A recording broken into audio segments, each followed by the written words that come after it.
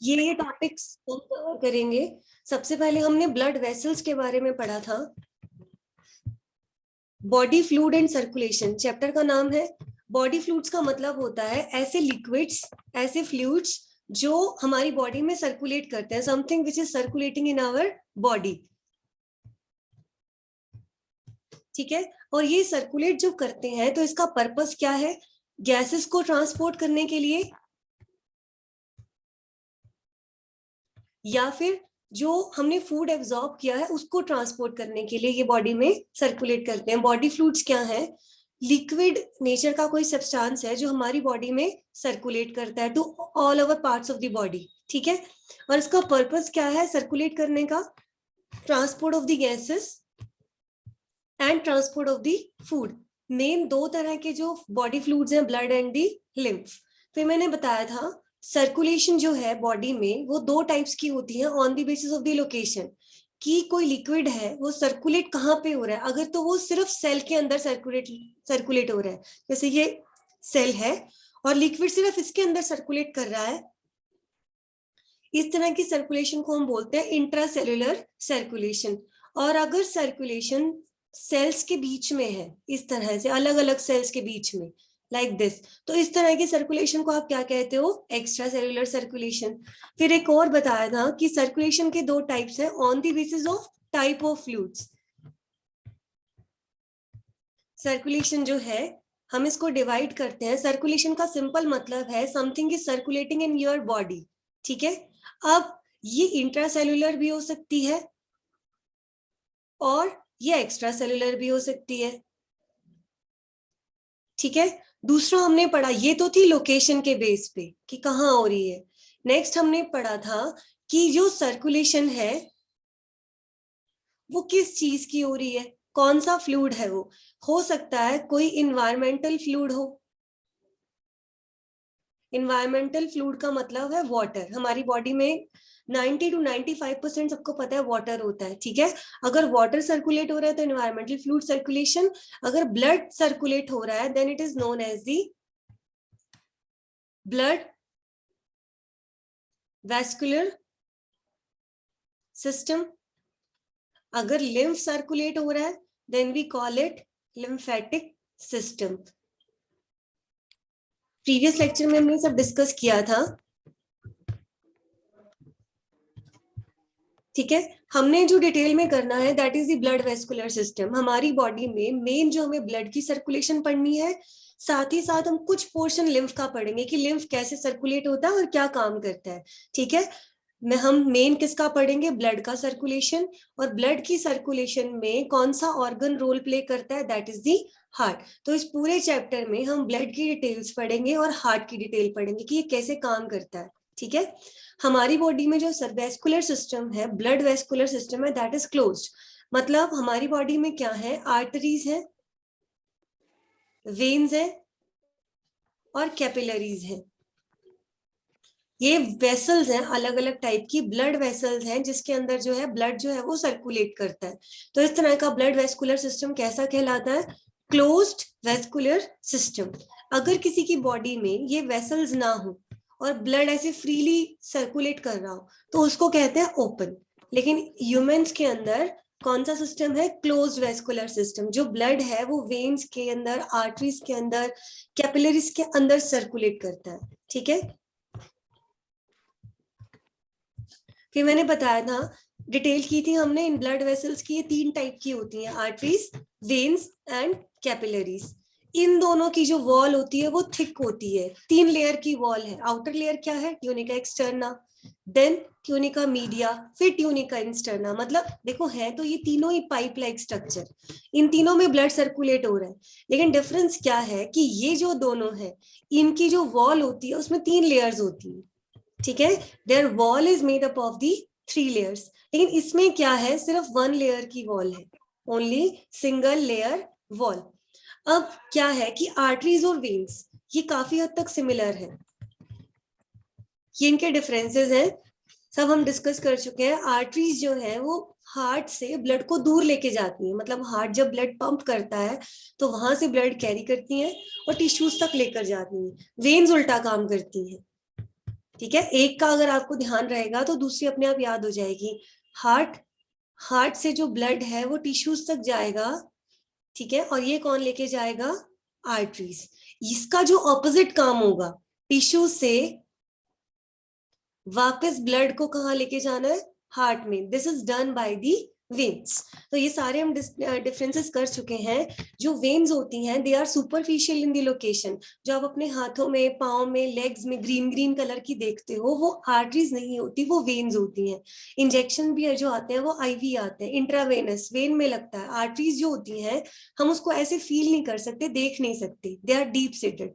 सिर्फ 3 आर्टरीज ऐसी हैं आपकी रिस्ट में, कलाई में, नेक रीजन में और आपके टेम्पल रीजन में। टेम्पल रीजन मैंने बताया था, जो हमारा फोरहेड होता है उसके जो साइड वाला, आईज के बिल्कुल पास वाला जो रीजन होता है, that is the temple region. इन 3 जगह पे आर्टरीज फील होती हैं हमें, अदरवाइज आर्टरीज हमें कहीं भी फील नहीं हो सकती क्योंकि दे आर डीप सीटेड। ठीक है, बाकी हमने इसके डिफरेंसेस सारे कर लिए थे।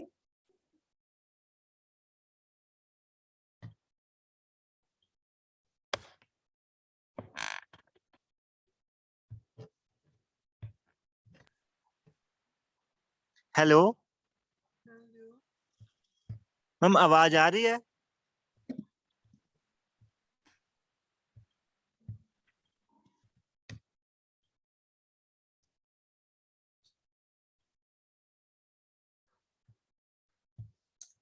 ये आर्टरीज और वेन में डिफरेंस है, वी हैव ऑलरेडी डिस्कस्ड। ठीक है, इसको एक बार रीड कर लेना फिर से।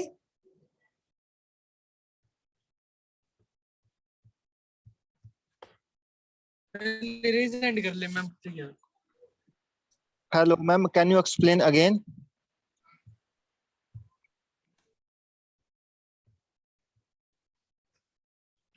यस बेटा, ऑफ कोर्स।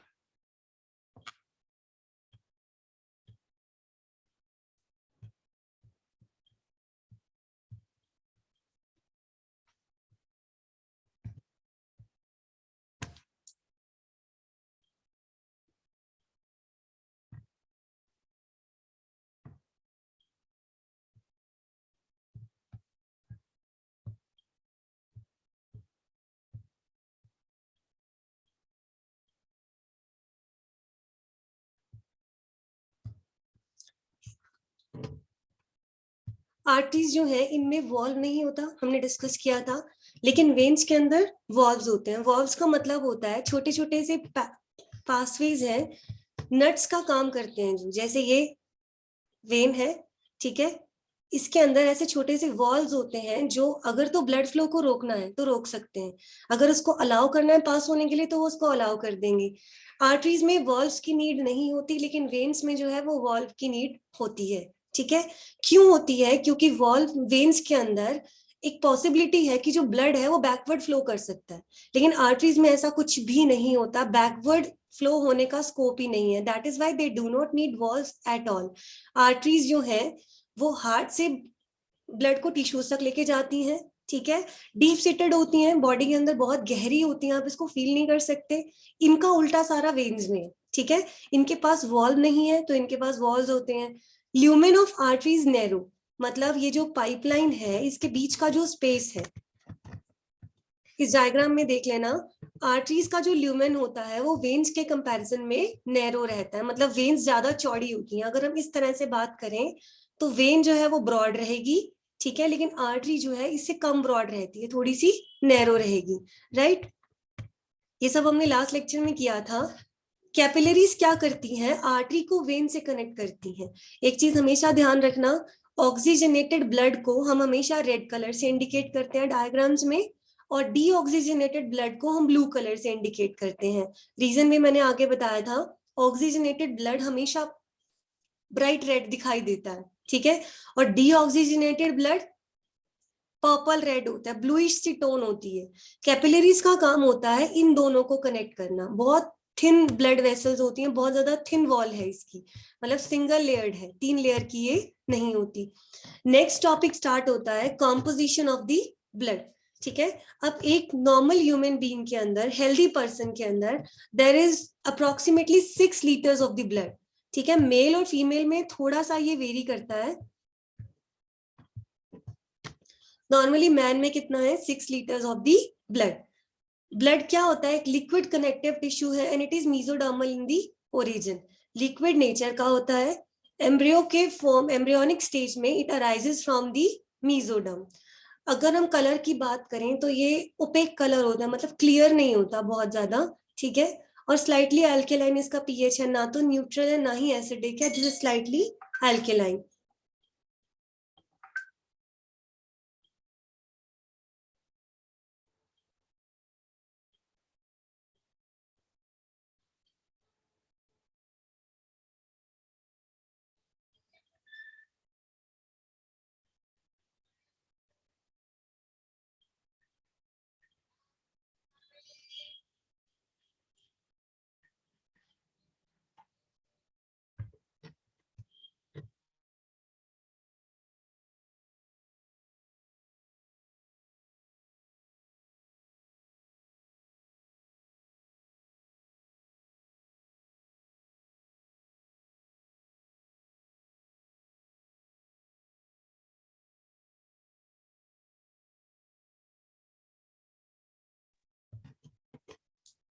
ओपेक है, slightly alkaline in the pH. Blood की जो हम स्टडी करते हैं that is known as the haematology.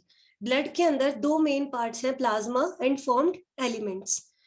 90% 55%, अगर हम 100% ब्लड मान के चले तो इसमें 55% तो प्लाज्मा रहता है, ठीक है, और 45% जो है वो सेल्स रहती हैं, ठीक है. सेल्स में कौन कौन सी आ जाएंगी, WBCs, RBCs.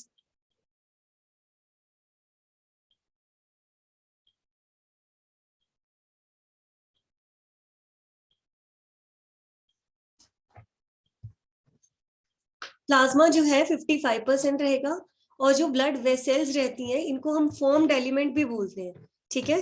फॉर्म्ड एलिमेंट जो है ये कितना रहेंगे, 45%. इनमें आरबीसीज, डब्ल्यूबीसीज, प्लेटलेट्स, ये सारी की सारी सेल्स आ जाती हैं. ब्लड के अंदर एक रेड कलर का पिगमेंट होता है, हीमोग्लोबिन, जिसकी वजह से जो ब्लड है वो रेड कलर का दिखाई देता है. We have discussed about the haemoglobin in the previous chapter कि वो गैसियस एक्सचेंज में बहुत ज्यादा हेल्प करता है. ऑक्सीजनेटेड ब्लड जब भी होगा, जब ब्लड में ऑक्सीजन की अमाउंट बहुत ज्यादा होगी तब ये ब्राइट रेड कलर का दिखाई देगा. जब ब्लड में ऑक्सीजन कम होगा, डीऑक्सीजनेटेड ब्लड होगा, then it will appear purplish red in the colour, purple से कलर का ये दिखाई देगा, ठीक है. इसीलिए जब हम डायग्राम्स बनाते हैं तो हम डीऑक्सीजनेटेड ब्लड को ब्लू कलर से शो करते हैं और ऑक्सीजनेटेड ब्लड को रेड कलर से, क्योंकि रियलिटी में भी इनके कलर में थोड़ा सा डिफरेंस रहता है. ब्लू नहीं दिखता, पर्पलिश रेड दिखता है, ठीक है. उसके बाद है प्लाज्मा का कॉम्पोजिशन. प्लाज्मा में 90% वाटर है. ब्लड का 55% प्लाज्मा है, 45% सेल्स होती हैं, ठीक है. अब इसमें प्लाज्मा में 90% वाटर है, बाकी 10% बच गया. कुछ इनऑर्गेनिक आयंस है, कुछ प्रोटीन्स हैं, कुछ अदर थिंग्स हैं जैसे वेस्ट मटेरियल, फूड. ये परसेंटेज याद होना बहुत जरूरी नहीं है, तुम्हें इतना पता होना चाहिए कि 90% वाटर है, बाकी बहुत सारी चीजें इसमें ऐड होती हैं, लाइक इनऑर्गेनिक आयन है, वेस्ट मटेरियल है, फूड है, प्रोटीन्स है, ये सब, कोलेस्ट्रॉल है. प्लाज्मा में बहुत कुछ होता है. इनऑर्गेनिक आयन में sodium, chlorine, calcium, potassium, gases भी है इसके अंदर, ऑक्सीजन, कार्बन डाइऑक्साइड, क्योंकि पीछे पढ़ा था आपके चैप्टर में कि कुछ पोर्शन इसका हीमोग्लोबिन से बाइंड करता है, कुछ डिसॉल्व फॉर्म में जाता है. वो डिसॉल्व कहाँ होगा, प्लाज्मा के अंदर. प्लाज्मा में वेस्ट मटेरियल भी होता है, प्लाज्मा में बहुत सारे प्रोटीन्स भी होते हैं, ठीक है. और अगर प्लाज्मा में से क्लॉटिंग फैक्टर्स निकाल दिए जाएं then it is known as the serum. Blood का जो कॉम्पोजिशन है, ब्लड में 55% प्लाज्मा रहता है, ठीक है. 45% जो है वो सेल्स हैं, आरबीसी, डब्ल्यूबीसी, प्लेटलेट, जिनको फॉर्म्ड एलिमेंट भी कहते हैं. अभी हम प्लाज्मा के बारे में डिस्कस कर रहे हैं, तो इसका 90% वाटर है, 10% में अदर सब्सटेंसेस है. उनमें सब कुछ आ जाता है, inorganic ions, waste material, food, gases, proteins, और there are so many things, clotting factors, ठीक है. अब अगर प्लाज्मा में से क्लॉटिंग फैक्टर माइनस कर दिए जाएं। क्लॉटिंग फैक्टर समझते हो, अभी आगे आएगा, जो ब्लड को क्लॉट कराने में हेल्प करते हैं। Then it is known as the serum. तो सीरम और कुछ नहीं है, ब्लड से, प्लाज्मा से ही प्यूरिफाई करके बनाया जाता है।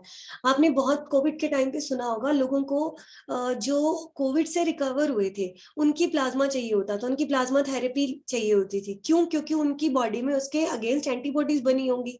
तो वो क्या करते थे, उस पर्सन से ब्लड लेकर उसमें से सेल्स को बाहर निकाल के प्लाज्मा को प्यूरिफाई करते हैं। मशीन्स होती हैं ब्लड से प्लाज्मा को अलग करने की, ठीक है। Plasma is a part of the blood. अगर आपको किसी पर्सन का प्लाज्मा चाहिए तो आपको उसका ब्लड लेना पड़ेगा, फिर उसको प्यूरिफाई करना पड़ेगा, ठीक है। ऐसे ही प्लाज्मा को प्यूरिफाई करके हम सीरम निकाल सकते हैं, ठीक है। तो प्लाज्मा में से अगर हम क्लॉटिंग फैक्टर को माइनस कर दें, that will be known as the serum, ठीक है। अब प्लाज्मा में हमने बोल तो दिया कि इसमें कई तरह के फूड प्रेजेंट होते हैं। फूड कौन कौन से होंगे? ग्लूकोज हमने खाया, डिसॉल्व हो गया, वो है। प्रोटीन्स खाए, अमाइनो एसिड्स हैं। हमने फैट खाई तो फैटी एसिड्स हैं, ग्लिसरोल्स हैं। ये सब प्लाज्मा में पाए जाते हैं, ठीक है। जब आप ब्लड शुगर लेवल चेक करते हो, नॉर्मल ग्लूकोज लेवल चेक करते हो, तो हम प्लाज्मा में ही चेक करते हैं। कितना होता है? 80 to 100 मिलीग्राम पर 100 ml ऑफ द ब्लड। अगर 100 ml ब्लड में 80 to 100 मिलीग्राम ग्लूकोज है तो वो नॉर्मल है। अगर इससे ज्यादा हो गया तो उस पर्सन को क्या क्या हो गया? अब उसको डायबिटीज हो चुकी है, शुगर हो चुकी है, दैट इज दी हाइपरग्लाइसीमिया। अगर इससे कम है तो उसको कहेंगे हाइपोग्लाइसीमिया। दोनों ही डेंजरस है, दोनों ही डिसीजेज है। वैसे जो है हाइपोग्लाइसीमिया ज्यादा डेंजरस होती है अगर ये लेवल डाउन चला जाए तो, ठीक है। प्लाज्मा में विटामिन, हार्मोन्स, एंजाइम्स, ये सब कुछ भी होता है। तो यहाँ तक आपको क्या करना है, कॉम्पोजिशन ऑफ ब्लड के बारे में समझना है। पहले तो तुम्हें क्लियरली पता होना चाहिए कि ब्लड एक फ्लूइड है, ठीक है, एक लिक्विड है। It is a connective tissue. क्यों कनेक्टिव टिश्यू कहते हैं? क्योंकि आपके पूरी बॉडी में सारे अंगों को कनेक्ट करके रखता है, ठीक है। इसकी स्टडी को हिमेटोलॉजी कहते हैं। ब्लड का जो पीएच होता है वो 7.4 रहता है, और ये दिखने में ओपेक सा होता है। ओपेक का मतलब होता है बेटा धुंधला सा, पानी की तरह क्लियर नहीं है, ठीक है। ब्लड में दो तरह के पार्ट्स हैं, plasma and formed elements. Plasma में मतलब ऐसे लगा लो कि ये ब्लड, मतलब ब्लड बह रहा है, एक तो इसमें लिक्विड है, उस लिक्विड को कहा प्लाज्मा। इसमें जो एलिमेंट्स हैं, फॉर्म्ड एलिमेंट्स हैं, जो सेल्स हैं, वो क्या है? ब्लड सेल्स, ठीक है। तो टोटल ब्लड का 55% तो क्या होता है?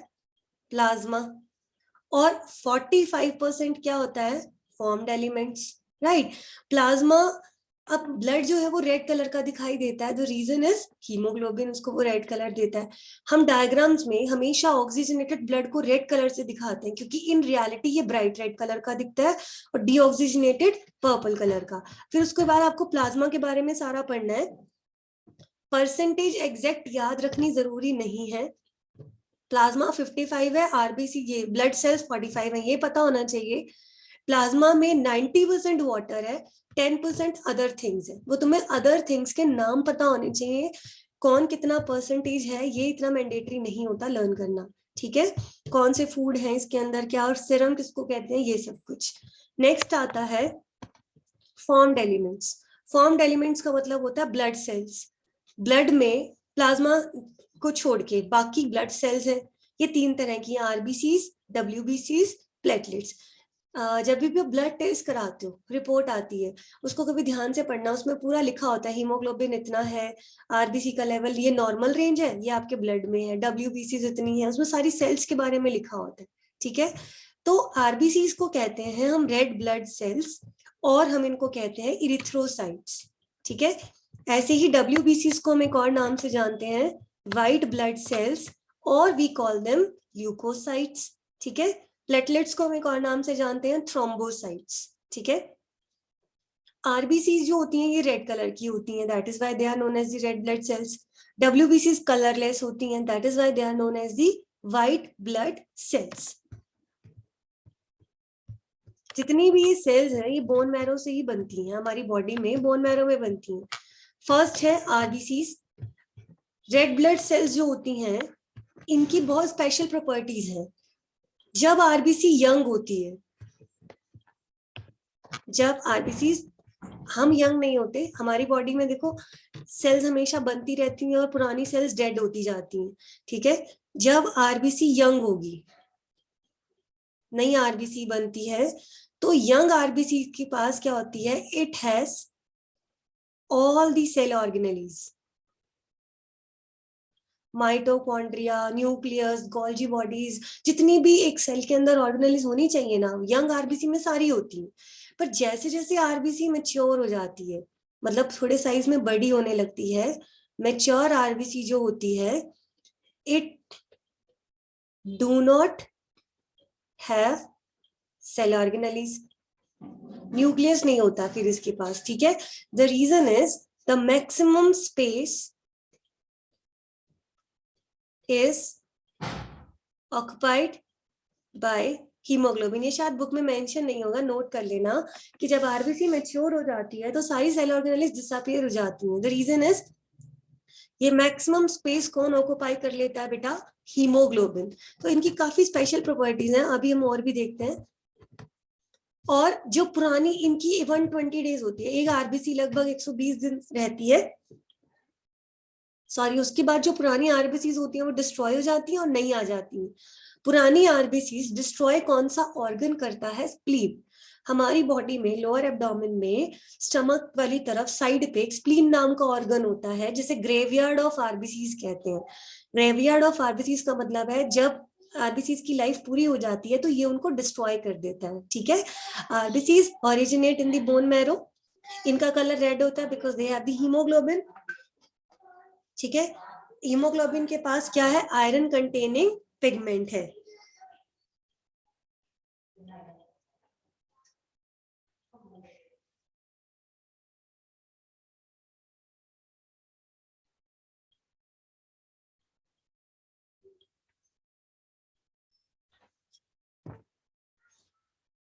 हीमोग्लोबिन के बारे में हमने पढ़ा था, इसमें आयरन है जो ऑक्सीजन के साथ बाइंड करता है। एक haemoglobin can bind with the 4 oxygen molecules, क्योंकि उसमें 4 आयरन है। मैन में हीमोग्लोबिन की अमाउंट अलग होती है और विमेन में अलग होती है। यंग आरबीसीज में सारी ऑर्गेनेलीज होती हैं, लेकिन जो मैच्योर होती है उनमें नहीं होती। आरबीसी सबसे ज्यादा अबंडेंट सेल्स है, ठीक है।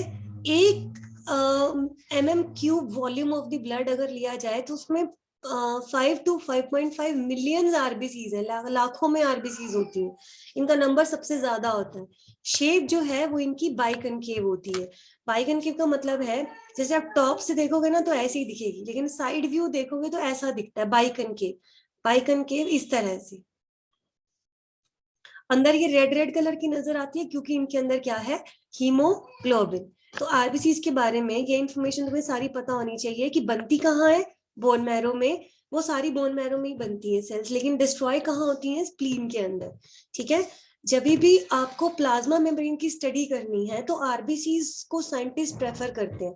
आपको किसी सेल की प्लाज्मा मेम्ब्रेन के बारे में पढ़ना है, ठीक है, तो आपसे पूछा जाएगा बॉडी की कौन सी ऐसी सेल लोगे जिसमें आप प्लाज्मा मेम्ब्रेन को सबसे अच्छे से पढ़ सकते हो। The answer is RBCs. क्यों, क्योंकि इसमें कोई और ऑर्गेनेलीज नहीं है, मैच्योर आरबीसी में कोई और ऑर्गेनेली नहीं है, तो यहाँ पे प्लाज्मा मेम्ब्रेन को स्टडी करना काफी इजी हो जाता है। तो मिक्सिंग ऑफ मेम्ब्रेन होने का चांस नहीं है। एक नॉर्मल सेल है, उसमें माइटोकॉन्ड्रिया की मेम्ब्रेन भी है, न्यूक्लियस की मेम्ब्रेन भी है, गोल्जी की भी है, ठीक है। लेकिन ऐसी सेल जिसमें कोई और ऑर्गेनेली नहीं है, सिर्फ एक सेल मेम्ब्रेन है, तो वहां आपको स्टडी करना इजी हो जाएगा। नेक्स्ट सेल है बेटा डब्ल्यूबीसीज। इनको हम ल्यूकोसाइट्स भी कहते हैं। इनका कोई कलर नहीं होता, कोई हीमोग्लोबिन नहीं है, इनके पास न्यूक्लियस है और इनका जो नंबर है वो आरबीसी से थोड़ा कम रहता है, ठीक है। उनका तो नंबर था मिलियंस में।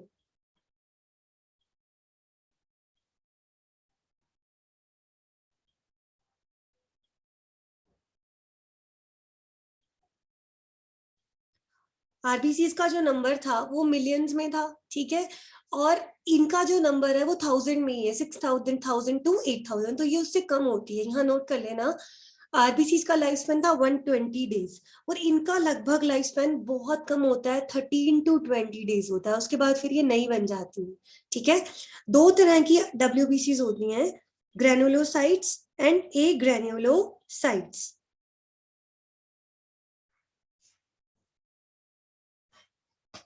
Granulocytes and A granulocytes. अगर तो ग्रेन्यूल्स प्रेजेंट है तो आप कहोगे ग्रेन्युलोसाइट्स। अगर उसमें ग्रेन्यूल्स एब्सेंट है तो कहोगे ए ग्रेन्युलोसाइट्स। ग्रेन्यूल्स का मतलब है ये सेल है, ठीक है, इस सेल पे ऐसे डार्क डार्क कलर का कुछ और दिखाई दे रहा है, then it is known as the granules, granulocyte. अगर नहीं है तो आप उसको कहते हो ए ग्रेन्युलोसाइट्स, ठीक है।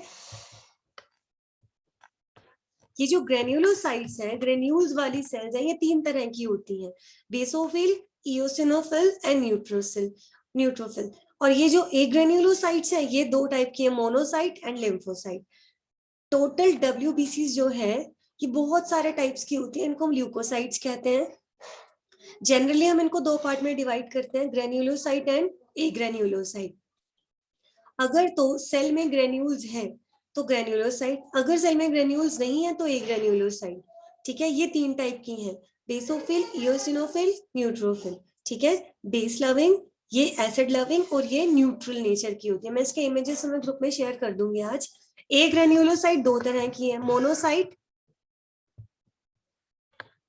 And lymphocytes. B cells, T cells, ये सब पढ़ा होगा। मेन तुम्हें फंक्शन पता होने चाहिए, इओसिनोफिल क्या काम करती है।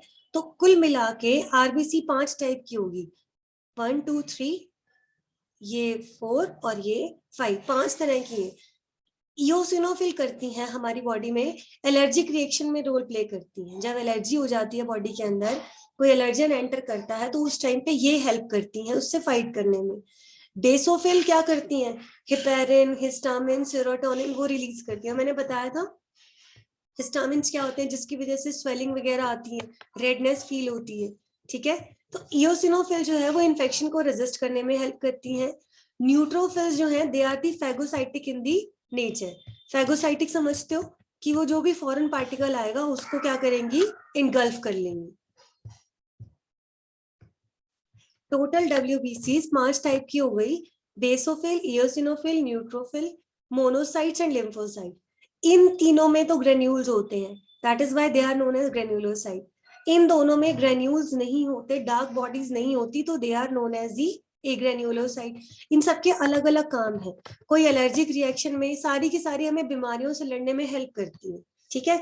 तो कोई एलर्जी के टाइम पे हेल्प कर रही है, कोई इन्फेक्शंस को रोकती है, कोई फैगोसाइटिक इन द नेचर है। Neutrophils and monocytes they are phagocytic in the nature. कोई पैथोजन आया, बैक्टीरिया, वायरस, फंगस, उसको खा जाती है, ठीक है। इसमें जो है वो परसेंटेज आपको याद रखनी है, सीक्वेंस में याद रखना कौन सी सबसे ज्यादा है। 5 तरह की WBCs हैं आपकी बॉडी में, पांचों की पांचों आपको बीमारियों से लड़ने में हेल्प करती हैं, डिफेंस का काम करती हैं, सबके काम अलग अलग है। इनका परसेंटेज ध्यान रखना, ये एक ट्रिक है, नेवर लेट मंकीज ईट बेरीज, ये याद रख लेना। पहले नंबर पे N से न्यूट्रोफिल, L से लिम्फोसाइट्स, M से मोनोसाइट्स, E से इओसिनोफिल और B से बेसोफिल। ये सबसे ज्यादा है 60 to 65%। फिर ये उससे कम, ये उससे कम, ये उससे कम और ये सबसे कम। ये ट्रिक लगा के आप इतना लर्न कर सकते हो कि पांचों WBCs में से कौन सी सबसे ज्यादा होती है और कौन सी सबसे कम होती है। पांचों की पांचों डिफेंस का काम करती हैं, बीमारियों से लड़ने में हमें हेल्प करती है। इस तरह से इनके स्ट्रक्चर हैं। फिर आती है थर्ड, थ्रोम्बोसाइट। इसका जो नंबर होता है 1.5 लाख, मतलब WBC से ज्यादा है, RBC से कम है, बीच का नंबर है, ठीक है। 1.5 लाख से 3.5 लाख, ठीक है। They are responsible for the blood clotting. RBC में हीमोग्लोबिन था, ब्लड को रेड कलर देती है, ऑक्सीजन ट्रांसपोर्ट में हेल्प करती है। WBCs डिफेंस का काम करती है, बीमारियों से लड़ने में। प्लेटलेट्स ब्लड क्लॉट में मदद करती है, चोट लगती है कुछ टाइम बाद खून जो है वो जम जाता है, that is because of the thrombocyte, ये उसमें हेल्प करती है। न्यूट्रोफिल ऐसे दिखती हैं, मल्टी लॉब न्यूक्लियस होता है, मतलब न्यूक्लियस की बहुत सारी लोब्स होती हैं, ऐसे टेढ़ा मेढ़ा सा दिखता है। इओसिनोफिल में बाइलॉब्ड होता है, 2 लोब दिखते हैं, बाई मतलब 2, मल्टी मतलब मैनी लोब्स। इसमें न्यूक्लियस की 2 लोब्स होती हैं। बेसोफिल में 3 लोब का न्यूक्लियस होता है। मोनोसाइट के अंदर किडनी शेप का है, इस तरह से बीन शेप का, राजमा की शेप का। लिम्फोसाइट्स में बहुत बड़ा न्यूक्लियस होता है और एक तरफ होता है। एक्सेंट्रिक का मतलब होता है वन साइडेड, एक तरफ फैला हुआ होता है, ठीक है। इस तरह से ये इनके डायग्राम्स हैं। 55% ब्लड में क्या है बेटा, प्लाज्मा, एंड 45% क्या है, फॉर्म्ड एलिमेंट्स। ठीक है, उन फॉर्म्ड एलिमेंट्स में 3 तरह की सेल्स आती हैं, आरबीसीज, डब्ल्यूबीसीज और एक के क्या है, प्लेटलेट्स। इनमें हीमोग्लोबिन है, रेड कलर की ऑक्सीजन ट्रांसपोर्ट में हेल्प करती है। डब्ल्यूबीसीज हमारा डिफेंस में हेल्प करती हैं, ये आगे कई टाइप की हैं, ग्रेन्युलोसाइट, एक ग्रेन्युलोसाइट, 5 है टोटल। ठीक है, और ये क्या करती हैं, ब्लड क्लॉटिंग में हेल्प करती हैं। यहां तक ब्लड का कॉम्पोजिशन पूरा होता है। इस एनिमेशन में देखना,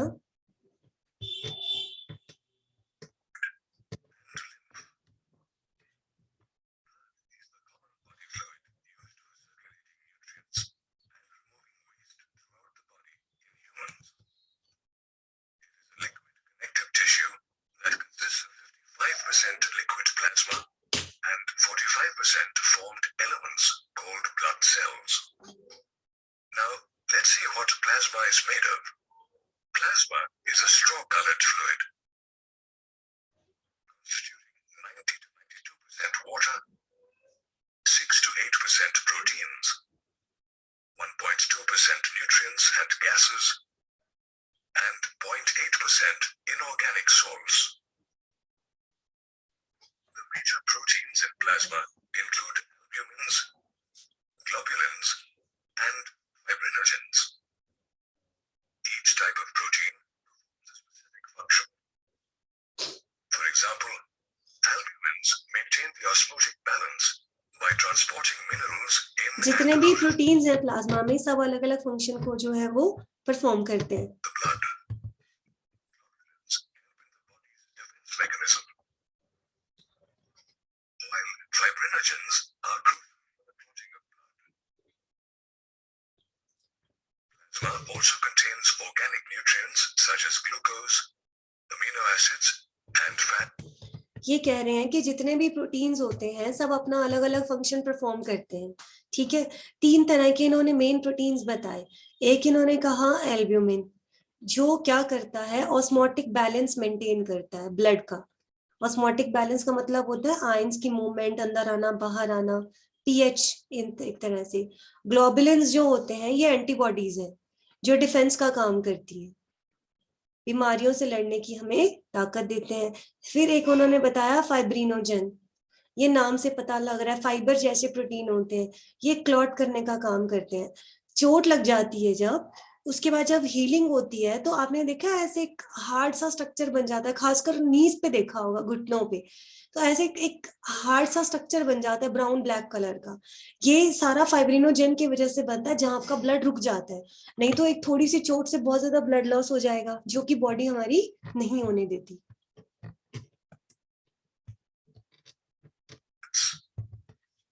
Respiratory gases such as oxygen and carbon dioxide, and inactive clotting factors. There are also traces of inorganic salts such as sodium, calcium, magnesium, and bicarbonate in plasma. The remaining 45% of blood is made up of formed elements that include erythrocytes, leukocytes, and platelets. Erythrocytes or red blood cells comprise 99% of formed elements.